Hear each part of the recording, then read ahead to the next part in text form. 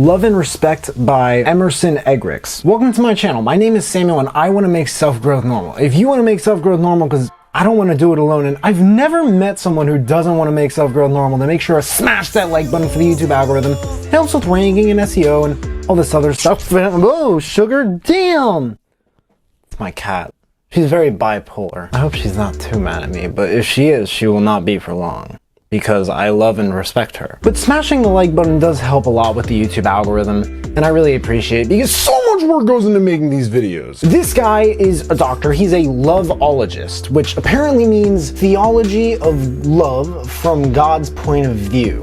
And whatever I have to say about that, you're definitely going to hear about at some points in this review. I mean, the author does say that love isn't enough when it comes to relationships, and with my very limited knowledge, I almost never review relationship books, but they always are interesting, I do agree. However, when he says the wife needs more love and the husband needs more respect, at first when I heard that, I was like, that's where it's like, doesn't that sound a little bit generalized? You and I, we don't know what we do not know. So let's hear him out. So, I mean, because this is a Christian book, Christian love book, if you will, not to generalize. I mean, generalizing is a very common activity for people who are trying to get their points across. And I didn't know that the he, she, respect, love thing, I didn't know if it's maybe a reference to the Bible, and of course it is. I also don't know if that's the reason he was looking at it through just this lens. However, in this guy's profession, chances are, if I had to guess, this is what he notices more than anything else, all of these patterns and stuff that are in accordance to the Bible. When he talks to husbands about marital issues, it's strikingly common that he will probably hear,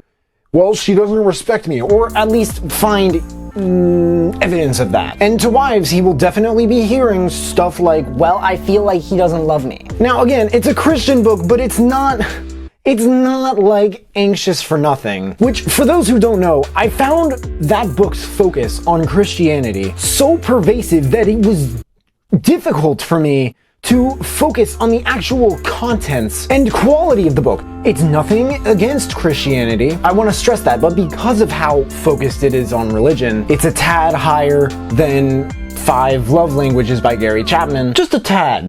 5 Love Languages was that focus was so minimal that I didn't even mention Christianity in the review, or God, or anything really of spiritual nature. So from 1 being the 5 love languages to 10 being Anxious for Nothing, this book is maybe at like a 4 or 5. And for me personally, that makes it a little bit easier to understand, where a lot of Bible and like references and explanations, it makes me feel more obligated, and it just makes it feel like there's a little bit less friction for me to understand where they're coming from. I don't mean to sound biased or anything. I don't think maybe it's how I was brought up. I'm doing what I can to keep an open mind. It's a skill I hope all of us are working on, but the reason I bring it up is that the author says women looking specifically to feel more loved and cared for and nurtured, on top of men longing to be more respected, and like what they say and do actually matters. The author says that this is for some, I don't know what reason, maybe he does. For some reason, it's the way the Lord intended things to be. It's just how we're designed. That's what the author said, and if it's true, it makes you wonder. Let's say God had nothing to do with this. Let's say we were just designed as a coincidence. It just happens that we're designed like that. But that even makes you wonder, like, I wonder why that is.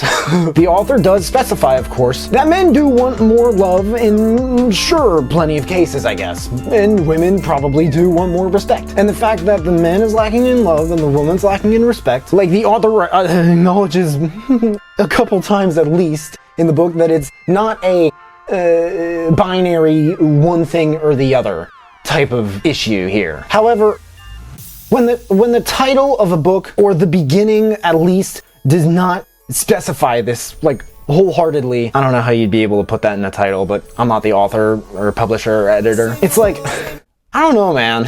Men wanting more respect and women wanting more love. It's really just the primary drive of each sex. It's said, for example, that Respect, this is R-E-S-P-E-C-T by Ariana Grande. Wow. My life is so 2019 right now. I don't even know how to handle it. Aretha Franklin.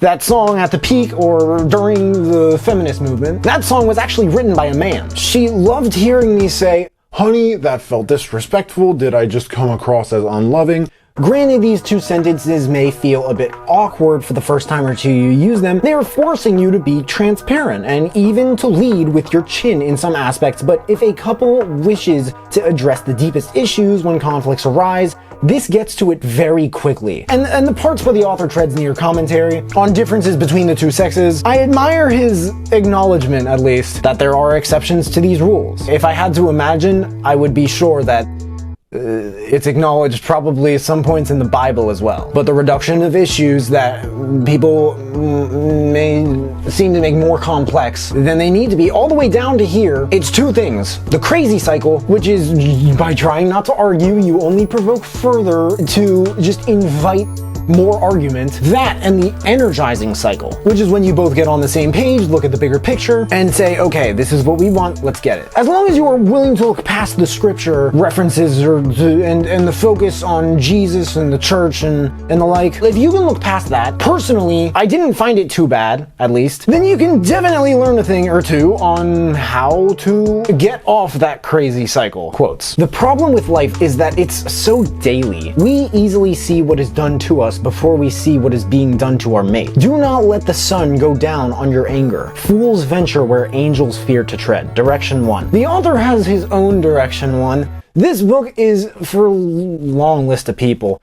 People in marital crisis, spouses headed for divorce, husbands and wives in second marriage, people wanting to stay happily married, spouses married to unbelievers, divorcees trying to heal, lonely wives. Some word sounded like drowning, doubting, browding. I think it was browbeaten. Spouses of affairs, victims of affairs, engaged couples, pastors, or counselors looking for material that can save marriages.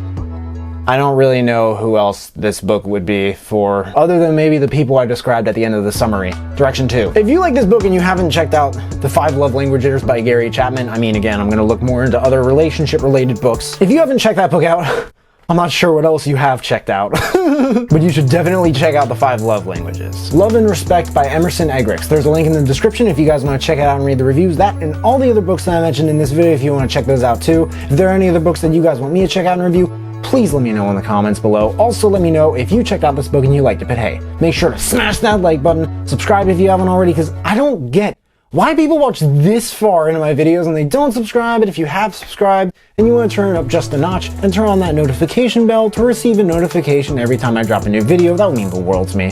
Thank you guys so much for watching. I really appreciate it. You can find me everywhere and I will see you then.